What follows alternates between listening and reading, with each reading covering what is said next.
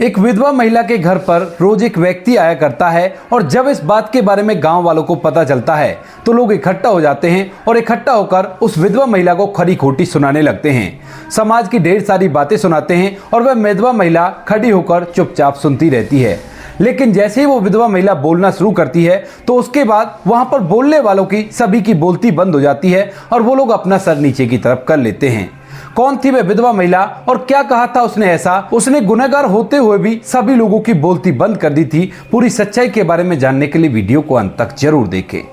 मध्य प्रदेश के एक छोटे से गांव में एक परिवार रहा करता है। परिवार के अंदर माता पिता और दो उनके बच्चे हैं, एक लड़का है और एक लड़की है। यहाँ पर जो पति होता है उसका नाम रोहतास होता है और पत्नी का नाम होता है सुमन। रोहतास और सुमन दोनों एक दूसरे के ही हैं इस दुनिया में, उनका इस दुनिया में कोई भी नहीं है। यानी कि सुमन भी अनाथ थी और यहाँ पर जो रोहतास होता है उसके भी माता पिता उसे काफी दिन पहले छोड़ चुके हैं। लेकिन यहाँ पर इन दोनों ने एक दूसरे से शादी की है और दोनों ने मिलकर एक परिवार बनाया है। रोहतास मेहनत मजदूरी करने के लिए जाया करता और अपना और अपने बच्चों का पेट पाल रहा था। लेकिन तभी अचानक से इस हंसते खेलते परिवार को किसी की नजर लग जाती है और यहाँ पर जो रोहतास होता है उसकी किसी बीमारी के चलते मौत हो जाती है। अब जो सुमन होती है वो बेहद ही खूबसूरत और जवान थी। अब जो सुमन होती है वो भरी जवानी में विधवा हो गई थी। वह अपने पति का शोक मनाती है, लेकिन उसके बाद जब अपने बच्चों को पालने के लिए इधर उधर मजदूरी करने के लिए जाने लगती है तो यहाँ पर लोग उसका गलत फायदा उठाना चाहते हैं और उससे तरह तरह की मदद का ऑफर करते हैं। लेकिन उसके बदले में वो कुछ ऐसा चाहते थे जिसको सुमन नहीं देना चाहती थी। इन बातों को देखने के बाद वह उनके पास मजदूरी पर जाना बंद कर देती है। लेकिन जो व्यक्ति उसका गलत फायदा उठाना चाहता है वह उसके बाद अपने घर वालों को भी उससे ताल्लुकात रखने से बिल्कुल बंद कर देता है। अब गांव के अंदर ज्यादातर जो लोग होते हैं वह उसके ऊपर गंदी निगाह रखा करते हैं और इसके चलते यहाँ पर जो सुमन होती है उसका अपने अड़ोसी पड़ोसियों से सभी से बोलचाल बंद हो जाती है और सभी के घर से आना जाना उसका बिल्कुल बंद हो जाता है और कोई भी मदद वो गाँव वाले उसकी नहीं करते हैं। अब यहाँ पर जब भी वह अपना समय व्यतीत कर रही थी, लेकिन धीरे धीरे करके जब उसे गांव के अंदर से मजदूरी मिलना बंद हो जाती है तो उसकी हालत काफी ज्यादा खराब हो जाती है और वह मदद के लिए मोहताज हो जाती है, दूसरों की तरफ देखने लगती है। लेकिन हर कोई व्यक्ति उसका फायदा उठाना चाहता और उसके बाद ही उसकी मदद करने के लिए हामी भरता। लेकिन ये बात सुमन को बिल्कुल भी अच्छी नहीं लगती है और इसी वजह से वह एक फैसला करती है। वह सोचने लगती है कि ठीक है, गांव वाले मदद नहीं कर रहे तो कोई बात नहीं है, मजदूरी की तो बात है, मैं पास ही के शहर में जाकर मजदूरी कर लूंगी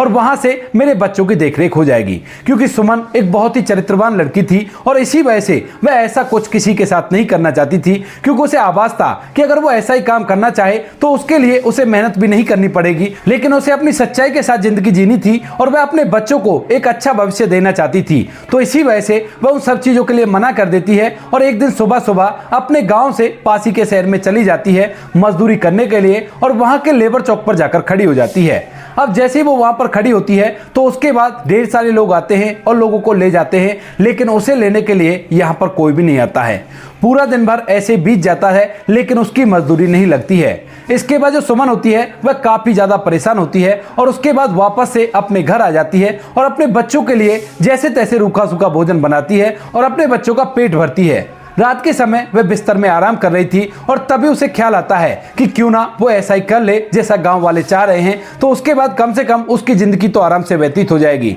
लेकिन तभी उसका जो ईमान होता है वह जग आता है और वह सोचने लगती है कि नहीं, ऐसा मैं बिल्कुल भी नहीं करूंगी। अगर मैंने ऐसा किया तो जब मेरे बच्चे बड़े होंगे तो वो मुझे किस नजर से देखेंगे। इसी बात को सोचकर वह यह ख्याल अपने दिमाग से निकाल देती है और सोचती है कि चाहे जो भी हो वह मेहनत मजदूरी करके अपना समय व्यतीत करेगी और उसके लिए वह शहर में जाकर मजदूरी दोबारा से देखेगी। यही सोचकर दूसरे दिन सुबह सुबह वह नई उम्मीदों के साथ उठती है और उठने के बाद फिर से मजदूरी पर चली जाती है। लेकिन आज उसके ऊपर वाला मेहरबान होता है और आज उसे वहां पर काम मिल जाता है। वह दिन भर मजदूरी करती है, हालांकि उसे कम पैसों में काम मिला था, लेकिन फिर भी वो शिद्दत से काम करती है और काम करने के बाद शाम के समय जो उसे पैसे मिलते हैं, पैसों से वो अपने बच्चों के लिए राशन खरीदती है और बड़ी खुश प्रतीत हो रही थी। इसके बाद उस राशन को लेकर वह अपने गाँव आती है और अपने बच्चों के लिए खाना बनाकर उनका पेट फिर से भर देती है और बड़ी खुशी खुशी अपने घर के अंदर आराम करने लगती है। गांव के लोगों की गंदी निगाह उसके ऊपर रहती है और कई बार तो लोग उसके दरवाजे पर आ जाया करते रात के समय शराब पीकर और उसे तरह तरह की बातें कहा करते।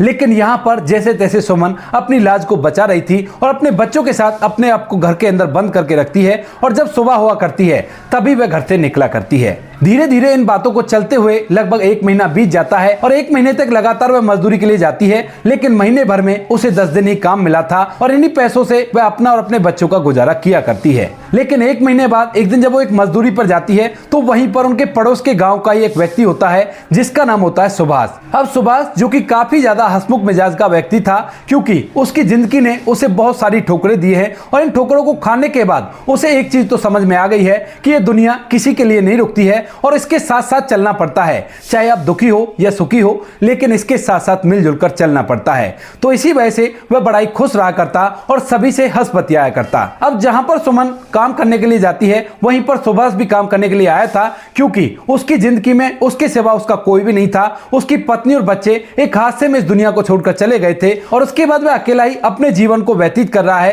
कभी कभी वह परेशान तो हुआ करता है, लेकिन इस हंसी मजाक के अंदर अपने दर्द को छुपा लिया करता है और लोगों के साथ खुशियों के साथ जीवन व्यतीत कर रहा है। अब जैसे ही वह इस काम पर आता है तो यहाँ पर आने के बाद साथ काम कर रहे मजदूरों से हंसी मजाक करता है और उन मजदूरों में सुमन भी थी। अब जब वह सुमन से हंसी मजाक करता है तो उसके बाद जो सुमन होती है वह उसे गलत समझने लगती है और सोचती है कि यह भी मेरा गलत फायदा उठाना चाहता है और इसी वजह से मुझसे मजाक कर रहा है। इस कारण से जो सुमन होती है वह उसकी तरफ बिल्कुल भी ध्यान नहीं देती है और चुपचाप अपना सर नीचे करके अपने काम को किया करती है और बिल्कुल भी उस पर गौर नहीं देती है। लेकिन यह बात सुभाष को खटक जाती है और वह इस महिला को देखकर बहुत कुछ इसके बारे में सोचने लगता है। पूरे दिन भर वह उसी को देखता रहता है, लेकिन जैसे ही शाम होती है और शाम के समय यहाँ पर जो मालिक होता है वो सभी को पैसे देकर उनकी छुट्टी कर रहा था, तो उसके बाद सुभाष भी अपने पैसे लेता है और वहां से निकल जाता है। थोड़ी देर में वहां से जो सुमन होती है वह भी निकल गई थी, लेकिन जैसे ही सुमन बाहर निकलती है तो उसके बाद सुभाष उससे बात करने लगता है। अब जो सुमन होती है वो तेज तेज कदमों से आगे की तरफ बढ़ने लगती है,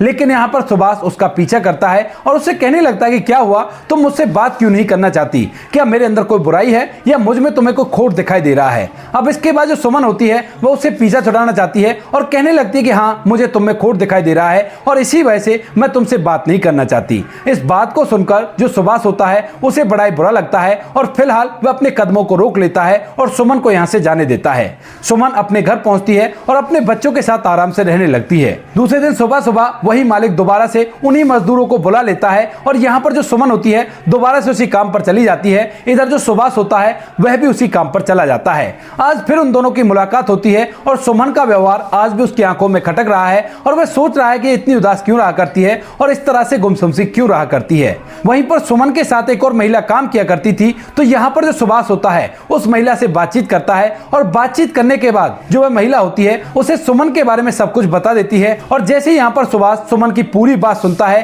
कि किस किस तरह से उसका पति इस दुनिया को छोड़कर चला गया और उसके बाद जो गांव वाले होते हैं वो उसका गलत फायदा उठाना चाहते हैं और इसी वजह से गांव के अंदर उसे मजदूरी नहीं दिया करते हैं, तो उसे बड़ा ही दुख होता है और वह उसकी भावनाओं को समझता है। लेकिन आज जैसे ही शाम के समय छुट्टी होती है और मालिक सभी को पैसे देता है और लोग बाहर निकलते हैं, तो उसके बाद सुभाष सुमन का वेट करता है और जैसे ही सुमन बाहर आती है तो वो कहता है कि सुमन, मुझे नहीं पता था कि तुम्हारे साथ ये सब कुछ हुआ है और इसी वजह से मैं तुमसे हंसी मजाक करना चाहता था, लेकिन अगर तुम्हें बुरा लगा हो तो मुझे माफ कर देना। अब सुमन जैसे ही सुभाष के मुंह से इस बात को सुनती है तो उसके बाद उसे एहसास होने लगता है कि यह व्यक्ति गलत नहीं है और यह तो बहुत ही अच्छा व्यक्ति है। इसके बाद जो सुमन होती है वह भी उससे कल के व्यवहार के लिए माफी मांगती है और कहने लगती है कि मैंने भी आपको गलत समझ लिया था और आप भी अगर आपको कोई बात बुरी लगी हो तो मुझे माफ कर देना। इसके बाद जो सुभाष होता है वो हंसते हुए उस बात को टाल देता है और कहने लगता है कि इसमें माफी की कोई बात नहीं है, अगर तुम्हारी जगह मैं होता तो मैं भी यही करता, लेकिन इतना परेशान नहीं हुआ करते जितनी परेशान तुम रहा करती हो।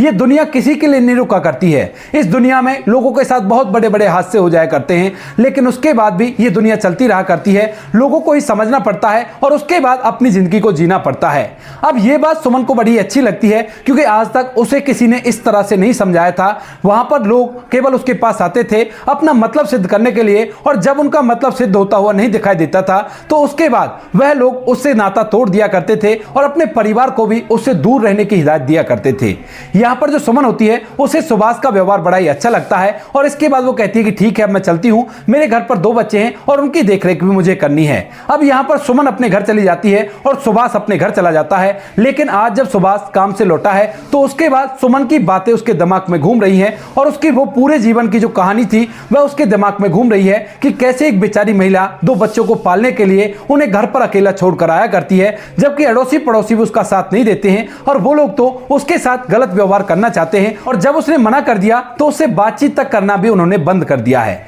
इसके बाद जो सुभाष होता है पूरी रात भर सोचकर एक फैसला करता है और दूसरे दिन फिर से वह उसी काम पर चला जाता है। और यहाँ पर जो सुमन होती है वह भी उसी काम पर आ गई थी। अब दोनों के दोनों काम करने लगते हैं, लेकिन आज जैसी शाम के समय छुट्टी होती है तो उसके बाद जो सुभाष होता है वह सुमन को रोकता है और कहने लगता है कि सुमन देखो, मुझे गलत बिल्कुल भी मत समझना, लेकिन मैं तुम्हारी मदद करना चाहता हूं और इसके बदले में मुझे कुछ भी नहीं चाहिए। अब सुमन इस बात को सुनकर काफी ज्यादा हैरान हो गई है, क्योंकि अब तक उसने एक भी व्यक्ति ऐसा नहीं देखा था जो उसका फायदा ना उठाना चाहता हो और इसके बाद उसकी मदद करना चाहता हो। तो उसके बाद सुमन पहले तो थोड़ा सा शक करती है, लेकिन तभी जो सुभाष होता है वो कहता है कि मुझे तुम्हारे जीवन के बारे में सब कुछ पता है, जो साथ में उषा काम किया करती है उसने मुझे तुम्हारे बारे में सब कुछ बता दिया है। और ये बात सुनकर मुझे बड़ा ही बुरा लगा है, क्योंकि एक गांव के लिए एक महिला के परिवार को पालना कोई बड़ी बात नहीं हुआ करती। अगर वो लोग चाहें तो सभी लोग इकट्ठा होकर तुम्हारे परिवार को पालने में तुम्हारी मदद कर सकते हैं और यही गांव का समाज कहा करता है। लेकिन यहाँ पर वो लोग तुम्हारा गलत फायदा उठाना चाहते हैं और मुझे ये बात बड़ी बुरी लगी है। इसी वजह से मैं तुम्हारी मदद करना चाहता हूँ और तुम अपने बच्चों को घर पर रहकर पालो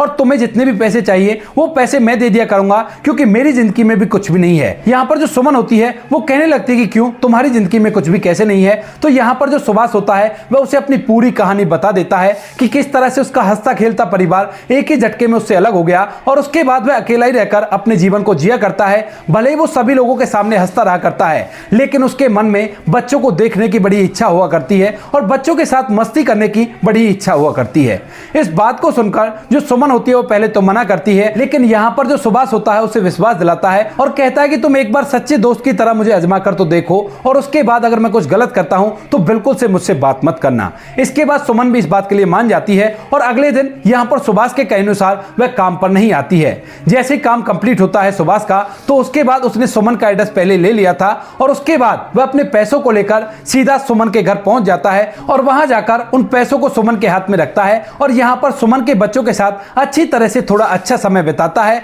और उसके बाद वहां से वापस निकल आता है। अब जब सुमन उसका ये व्यवहार देखती है तो उसे भी बड़ा ही अच्छा लगता है और इसके बाद यही प्रक्रिया चलने लगती है। तकरीबन 1 महीने तक लगातार जो सुभाष होता है वह सुमन के घर पर आता है और इसके बाद ये बातें गांव में गूंजने लगती हैं और लोग तरह तरह की बातें सुमन के बारे में बताने लगते हैं। अब तक जो सुभाष था उसने एक बार भी सुमन से कुछ भी नहीं कहा था, वह तो केवल एक सच्चे दोस्त की तरह उसकी मदद कर रहा था और यहाँ पर उसके बच्चों का अच्छी तरह से ख्याल रख रहा था। दरअसल उसे भी इस परिवार के अंदर आकर खुशी मिला करती है और वह धीरे धीरे इस परिवार को अपना ही परिवार समझने लगा है और अच्छी तरह से उनकी ध्यान रखा करता है। जब कभी देर रात को बच्चों की तबीयत खराब हो जाया करती तो जो सुमन होती है वह सुभाष के पास फोन कर दिया करती और सुभाष निस्वार्थ आकर उसके बच्चों को ले जाकर डॉक्टर साहब को दिखाया करता और उसके बाद उन्हें वापस छोड़ा करता। अब यहाँ पर जो वह लोग होते हैं जो सुमन का गलत फायदा उठाना चाहते थे, उन लोगों को यह बात फूटी आंख नहीं सोआती है और उसके बाद वो गांव में इस बात की और भी ज्यादा बदनामी करने लगते हैं और सभी लोगों में यह बात पता चल जाती है। अब गांव के अंदर कुछ अच्छे लोग भी होते हैं और उनको जैसे ये बात पता चलती है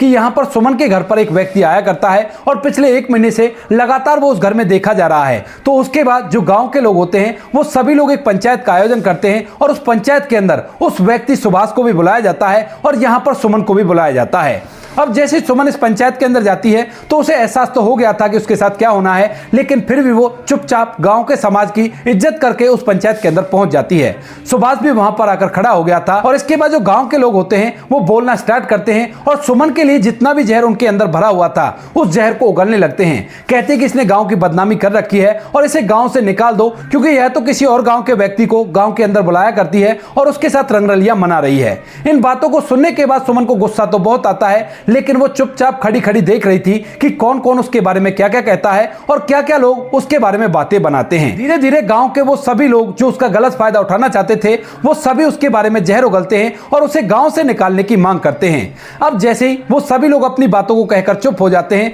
तो उसके बाद जो सुमन होती है उसके सब्र का बांध टूट जाता है और उसके बाद वह बोलना स्टार्ट करती है। यहाँ पर जो सुमन होती है वो सारे गुस्से को उगल देती है जो गुस्सा अब तक उसके मन में भरा हुआ है और वो कहने लगती है कि क्या करेंगे ऐसे समाज देखा जिस समाज के अंदर लोग दूसरे की मजबूरियों का फायदा उठाना चाहते हैं, अगर वो उनकी बात ना माने तो उसके बाद उससे परिवार तक का ताल्लुका तोड़ देते हैं। उन सभी लोगों के नाम ले लेकर उन सभी की वो हकीकत समाज के सामने ले आती है जो कुछ सुमन ने झेला था और सुमन के साथ उन्होंने फायदा उठाने की कोशिश की थी। उन सभी बातों को सुनने के बाद उन सभी के चेहरे नीचे की तरफ लटक जाते हैं और यहाँ पर पंचायत के अंदर पूरी तरह से सन्नाटा हो जाता है। लेकिन तभी गांव का एक बुजुर्ग व्यक्ति जो कि काफी अच्छा व्यक्ति था और वह इन सभी बातों को बिल्कुल भी सहारा नहीं दिया करता था, वह एकदम से बोलने लगता है कि बेटी बात तो तुम ठीक कह रही हो और तुम्हारे साथ बहुत गलत किया है। इस समाज को यही करना चाहिए था कि तुम्हारे लिए गांव वाले इकट्ठा होकर अगर थोड़ा थोड़ा अनाज भी अपने घर से निकालते तो तुम्हारे परिवार की पूर्ति आराम से हो जाती और कोई भी तुम्हें परेशानी का सामना नहीं करना पड़ता। ये लोग जो बोल रहे हैं इन्होंने ये बात चारों तरफ फैलाई है,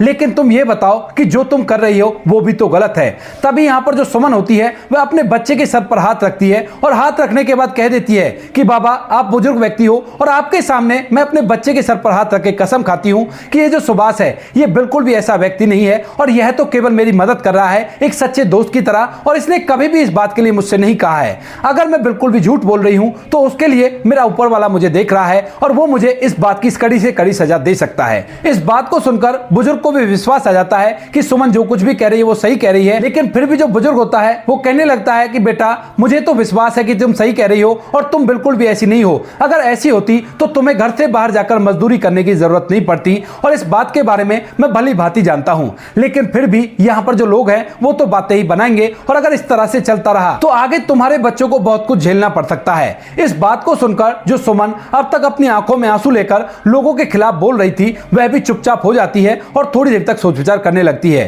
तो यहाँ पर सुमन कहती है कि बाबा फिर आप ही बताओ कि इसका क्या समाधान है, क्या मैं ही खुद जाकर मजदूरी करूं और मजदूरी करके अपने बच्चों को पालूं? अगर ऐसा आप चाहते हो तो मैं ऐसा भी करने के लिए तैयार हूं। लेकिन तभी जो बुजुर्ग व्यक्ति होता है वो कहता है कि बेटी अगर ऐसी बात है तो ऐसा करो, तुम इस लड़के से शादी कर लो और शादी करके इसके साथ अपने घर को बसाओ, किसी को भी कोई आपत्ति नहीं होगी और जब ये तुम्हारा पति रहेगा तो तुम्हारे घर में आने जाने से किसी को भी कोई परेशानी नहीं होगी। अब यह बात सुनकर जो सुमन होती है वो थोड़ी देर तक सोच विचार करने लगती है, लेकिन तभी जो बुजुर्ग व्यक्ति होता है वह सुभाष से पूछने लगता है कि हाँ भाई तुम ये बताओ क्या तुम इसे अपना सकते हो? अब इस बात को सुनने के बाद जो सुभाष होता है वो थोड़ी देर तक सोच विचार करता है और सोच विचार करने के बाद कहने लगता है कि बाबा अगर मैं इसे अपना कर ही इसकी मदद कर सकता हूं तो मैं इस चीज के लिए भी तैयार हूं, लेकिन इसके लिए सुमन को एग्री होना होगा और उसकी इच्छा के खिलाफ मैं कुछ भी ऐसा नहीं कर सकता। अब इस बात को सुनकर जो बाबा होता है वह सुमन की तरफ देखता है और सुमन ने भी अब तक ढेर सारी बातें सोच ली थी क्योंकि उसकी उम्र ज्यादा नहीं थी, उसकी उम्र 30 साल थी और वह देखने में काफी ज्यादा खूबसूरत थी। तो वह एकदम से बाबा से कह देती है कि ठीक है बाबा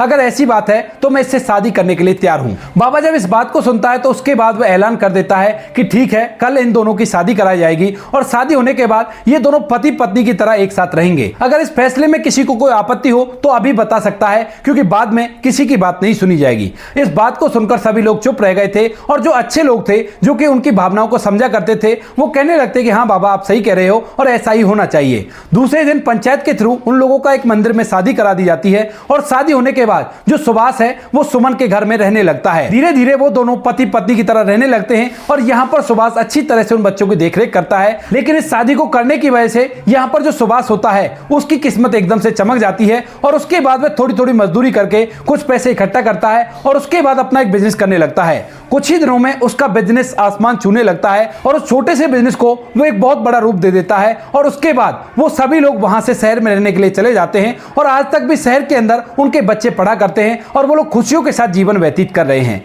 तो दोस्तों ये थी आज की कहानी, आपको जैसी भी लगी हो कमेंट सेक्शन में बता देना। वीडियो अगर अच्छी लगी हो तो वीडियो को लाइक और चैनल को सब्सक्राइब जरूर करें ताकि हमें थोड़ा सा हौसला मिल सके आप लोगों के लिए ऐसे अच्छे वीडियो बनाने के लिए। इन कहानियों को सुनाने का उद्देश्य किसी को परेशान करना बिल्कुल भी नहीं है। ये कहानी आपको इसलिए सुनाई जाती है ताकि आप लोग इन कहानियों में से कुछ ना कुछ सीख सको और अपने जीवन में उस चीज को अप्लाई कर सको। मिलते हैं किसी नेक्स्ट वीडियो में नए टॉपिक के साथ, तब तक के लिए जय हिंद, जय भारत, जय हिंदुस्तान।